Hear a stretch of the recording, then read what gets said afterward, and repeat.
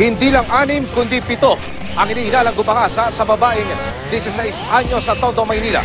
May panawagan ng arestado ang itinuturong ng gahasa umano sa isang 14 anyos sa Bulacan. Hindi lang po 1 o 2, kundi 13 umano ang nanghalay sa 15 anyos na babae nitong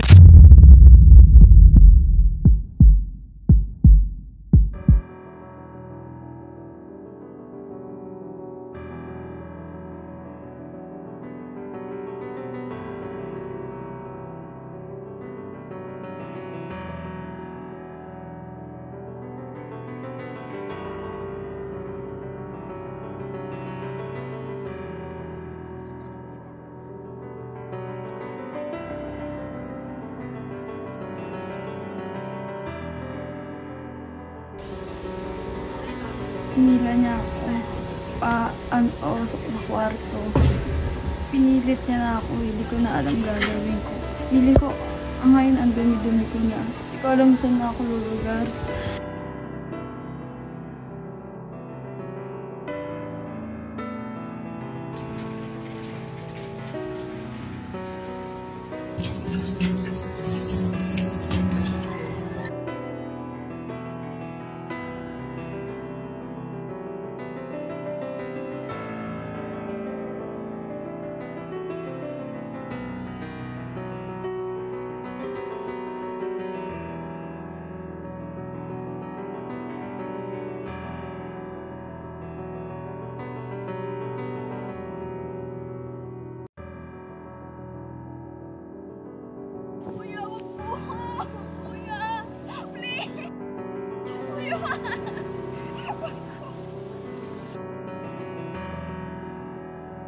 The Rape Victim Assistance and Protection Act of 1998, RA 8505, is a Philippine law that aims to protect, assist, and empower survivors of rape by providing them with comprehensive support services.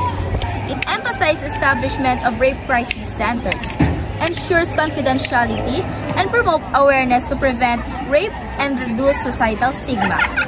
The law is crucial for empowering survivors and ensuring justice and fostering a safer, more compassionate society.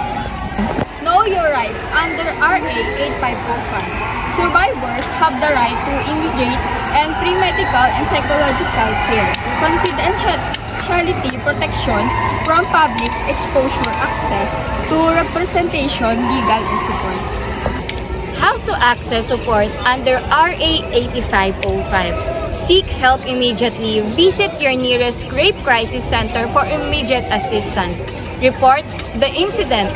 File a report with local law enforcement to initiate a legal action. Utilize available services, access medical care, counseling, and legal aid.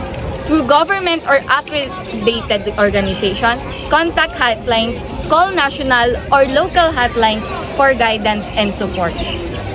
Contact Philippine National Police or PNP Women's Desk, dial 117 or 0287220650 for assistance, and pcw.gov.ph or gov.ph. Philippine General Hospital or PGH Quezon City General Hospital. Together we can make a difference.